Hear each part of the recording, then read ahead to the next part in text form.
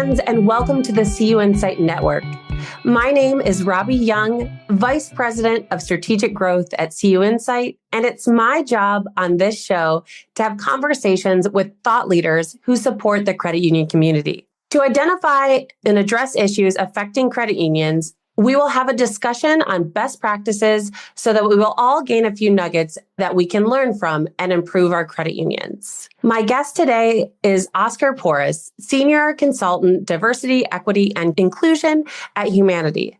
Oscar, thanks so much for being here. Thanks, Robbie. Thanks for having me. Super excited to be here. Of course. So let's dive right in here. Most of us didn't grow up thinking we would get to work in credit unions. What did you want to be when you grew up? Yeah, I think like a lot of folks, Robbie, I kind of fell into this work. So growing up, I always wanted to do something a little bit more on the artistic side. And I think something that really stood out to me was wanting to be an architect. I thought it was sort of very prestigious job, the way that I sort of envisioned that. And so in high school and in college, I took some drafting design type of classes. And then I worked at the credit union part-time as a teller. And that's how I kind of fell into this work. So yeah, definitely thought, I'm going to be an architect someday.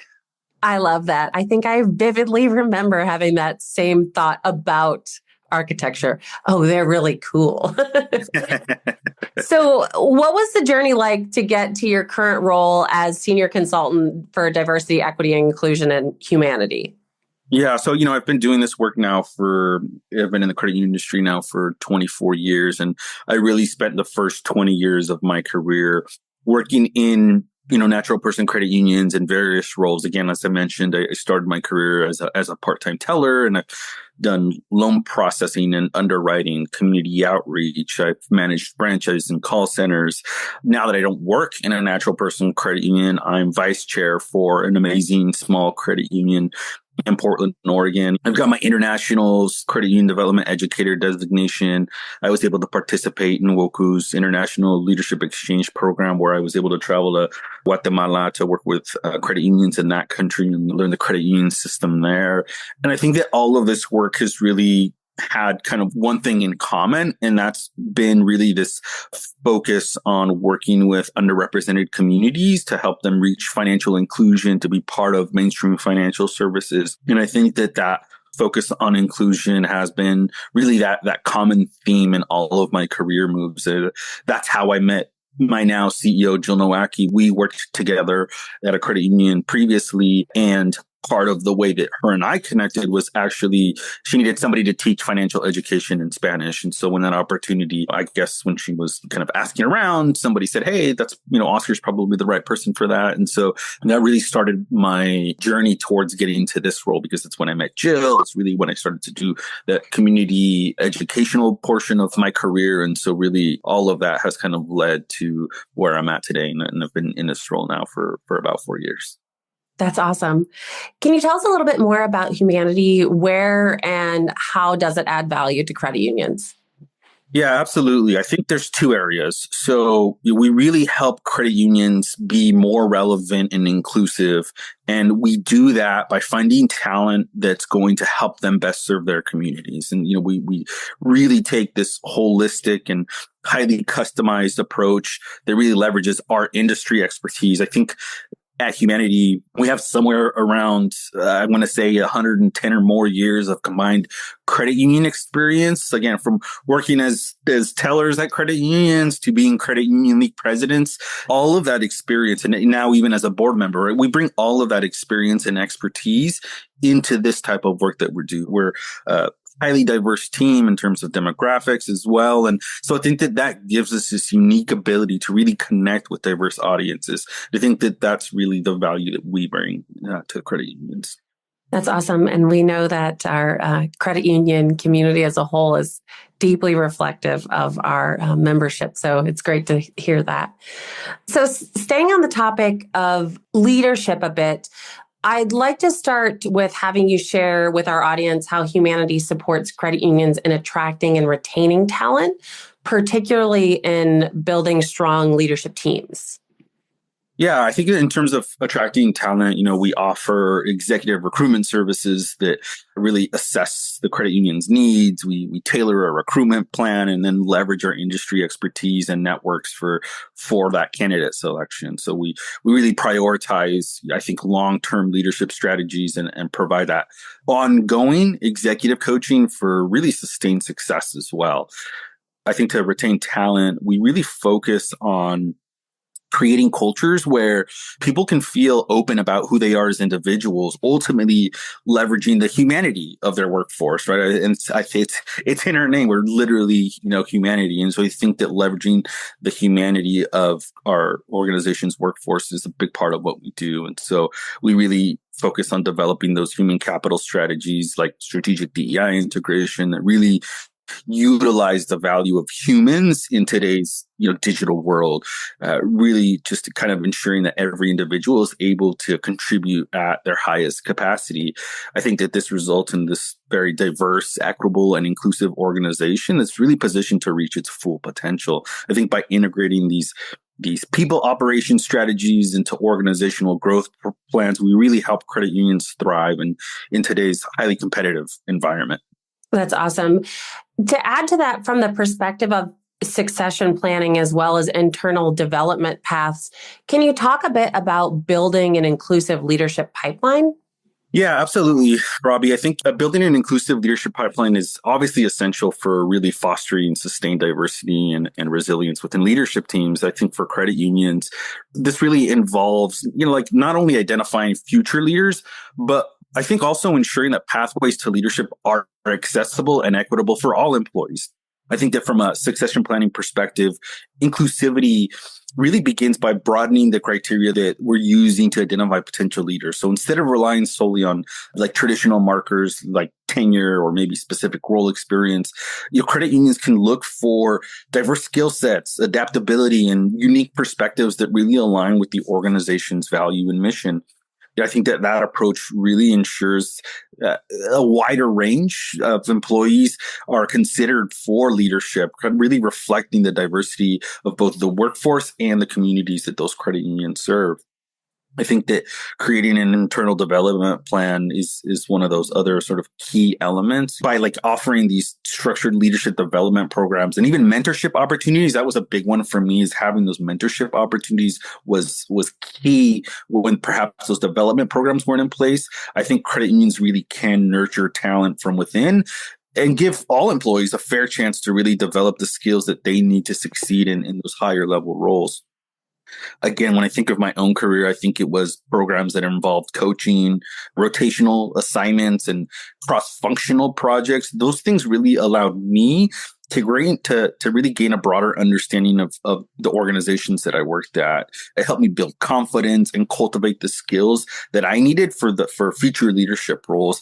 I'd like to say that I worked at one organization where, even though my title was just remote branch manager, it was really such a flat organization that those cross-functional projects, those rotational assignments really, really did add knowledge, skills, and abilities to my resume that I wouldn't have gotten otherwise. And I think so those types of things are I think really important to having when you're thinking about succession planning and having the right people in place.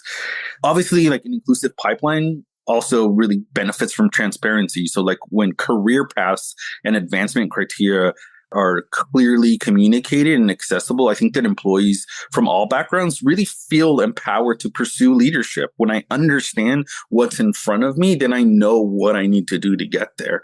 I think credit unions really can kind of support that by implementing regular talent reviews and really providing feedback sessions that outline those growth opportunities. I think that really allows employees to actively participate in their own development. I think that by focusing on that inclusive succession planning and development, credit unions not only to build, I think, a robust leadership team, but also create a culture where employees feel valued and motivated. I think that approach cultivates leaders who reflect the diversity and values of their members, ultimately, really, I think, strengthening the organization's connection with the communities that it serves. And ultimately, that's why we're here, right? Is to serve those communities effectively.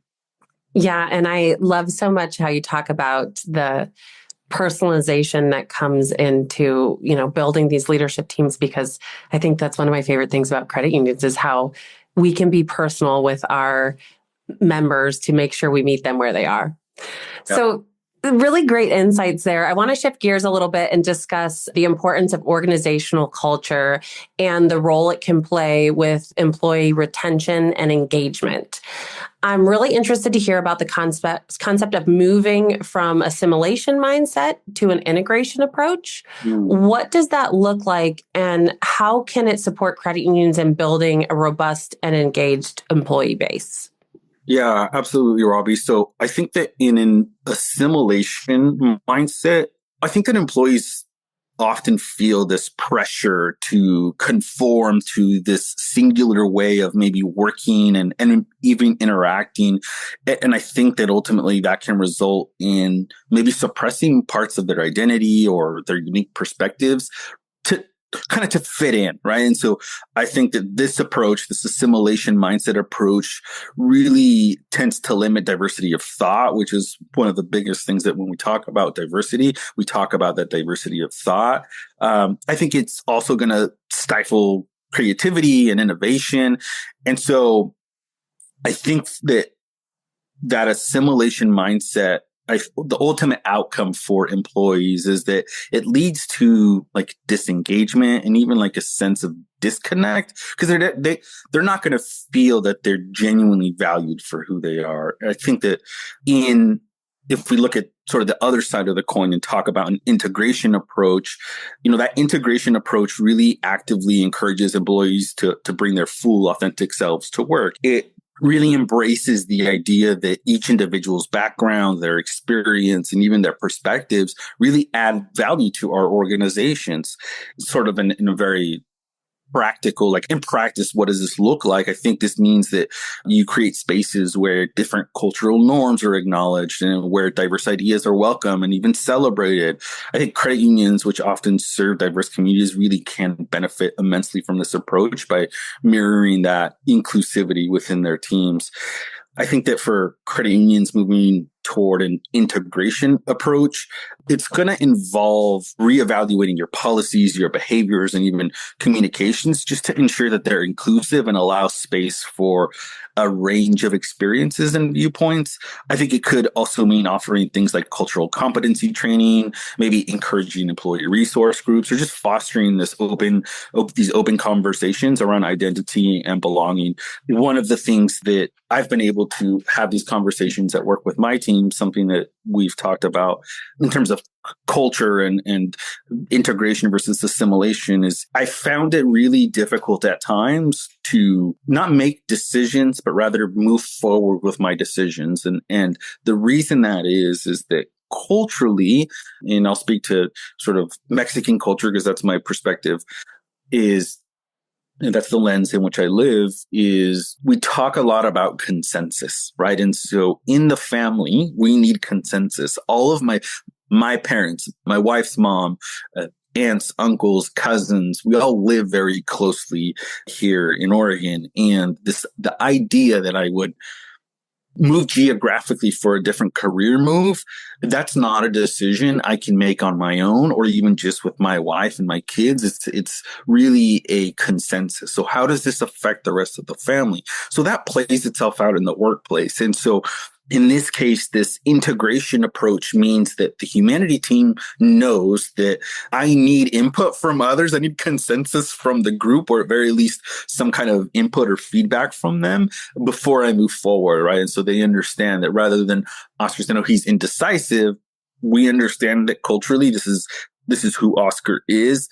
Let's provide that feedback and input, and we understand why does he always ask for input or feedback. And so that's kind of a way, I think that's a really good example of how integration is different from assimilation. We just say, hey, you know what? Oscar makes a decision. He doesn't get input from anybody or just from key stakeholders because of what's needed or because of whatever's within my authority to make decisions on, and then move forward. Even then, I still feel there's this very cultural part of me that says, no, get consensus from the rest of the group, right? And so this integration culture really plays itself out that way. And so I think that when employees feel that like that their identities really are valued and that their contributions are respected, there's definitely a sense of loyalty and engagement that starts to grow. I think they're more likely to feel invested in that organization's success. And this goes back to this idea of when you have those things, this results in higher retention rates and a more committed workforce. I think for credit unions, which really thrive on like this member focused service, having an engaged and integrated workforce directly translates to better service for members, really driving both organizational success and even that community impact. That's awesome. What a great example. I mean, some of that stuff is just so built into who we are as people. That was a great example. As we look to the future, what is Humanidei's focus on the road ahead? Yeah, absolutely, Robbie. Our focus for the road ahead is to continue to help credit unions build more inclusive workplaces through talent attraction, through development, through retention. We have our leadership development programs are a big part of that. So we have Humanidei, DISC, and some other really exciting things in the pipeline. We have our DEI practitioner network. Career path planning is tremendously important, and really working with credit unions to really future-proof their organizations through their people. So this might be things like updating organizational charts to match organizational strategy and really developing people to fill the future needs of an organization. I think that that's really the focus of Humanidei for that road ahead. That's awesome. So to wrap up the show, I'd like to have some fun with some rapid fire questions to let our listeners get to know you better. The questions are rapid, but your answers don't have to be, of course. So let's start off with, who's someone in your life that was a great leader and what makes them great? Yeah, a couple of years ago, I was able to take my wife to GAC with me, and we got to explore many of the monuments in around Washington, D.C. And, I think that what I didn't realize at the time was that there are so many great quotes from so many great leaders in our country. And as I reflect today, I think that although this wasn't a great leader in my lifetime, when I think back about my time there and visiting the monument to Dr. Martin Luther King, I think there's this quote that I hadn't seen previously, and it's this, and it says, "The arc of the moral universe is long, but it bends towards justice." And so I think that obviously everything Dr. Martin Luther King Jr. stood for, and I think about where we are today and the future, I think that this particular quote and his works really ring so true today in 2024. That's a great example. If you were going to splurge on something, you really want to treat yourself, what's one thing that you might invest in a bit? I love this question because there's something I've been wanting to splurge on, but haven't had the opportunity. So I've always purchased a vehicle that was very functional, something that gets me from point A to point B. My dad owns a 1981 Ford F100 that he purchased the year after I was born. It just broke down 6 months ago, I think. So up until that point, he'd been driving it every day. The odometer has turned over. I don't know. He's probably like at 300,000 miles on the truck. And so it finally gave out on him. And before I buy a new vehicle again, I want to buy the truck off of him and fix it up really nicely and kind of be something to treat myself with. It's the vehicle that I grew up in. I remember we used to travel to Mexico every December for vacation, and he used to have a camper on the back, and he would just load it with stuff, and he would throw me in the back, and there were like no seatbelts, and we would travel all the way from Salem, Oregon, all the way to Jalisco, Mexico, where my mom's from is typically where we landed first. And so it was these, I don't know how many miles that is, but several days in the back of the camper with no seatbelt or anything. And so I really have these really fond memories of the truck, and it's like a family legacy thing. And even though he hasn't driven it in 6 months because he can't find replacement parts for it at this point, he absolutely refuses to sell it to me. And so when I get the chance to splurge splurge on something, it will be on purchasing a truck and investing some money into it and really fixing it up. I'd love for it to be my daily driver someday, or maybe not even my daily driver. It might be just something that I fix up and keep in the garage and take it out for the special occasion every now and then. So that's what I'm hoping for. Up until then, until that day happens, I really like to splurge on college football. I'm a big college football fan. And so I get my season tickets to the Oregon Ducks. And usually if they make the championship, which I think we're doing really well this year, I'll probably be splurging on hopefully a trip to Atlanta, Georgia for the national championship. But we'll see how that goes. Nice. I think that my Midwestern heart smiled when you talked about that truck. And I think my next question from all the male relatives in my very Northeast Ohio family is supposed to be, that's got the straight six, right? So your audience is about to be disappointed because I have no idea. Well, the good news is I wouldn't know either way. Okay. I'm going to say no, though. I have a feeling like that's a no. But what I do know is whatever engine it has is not functional and I can't find parts anymore. So I do know that it means like a total engine replacement, new transmission, the whole drivetrain thing. But that's where I'm going to pay somebody to do it for me because I'm probably not mechanically inclined to fix it up myself, at least not to that much work. And so sorry to disappoint the Midwesterners there. So, random question. You travel for work. What city are you most excited to visit, whether you're going to see a client or going to a conference?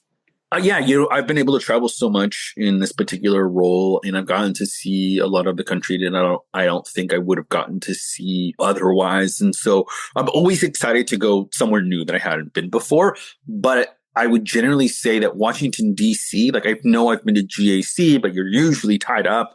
But so like when I was able to take my wife, we got to kind of explore a lot.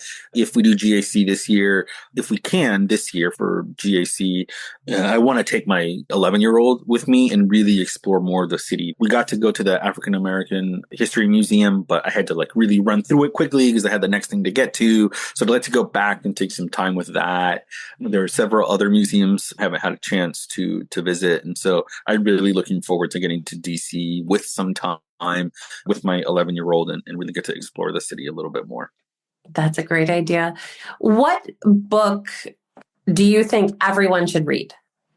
So I am not a reader, but I do listen to Audible, and I'm listening to Community Capital, Race, Equity, and the Credit Union Movement by Rosenthal. I'm listening to that right now. That's a great book to listen to or read.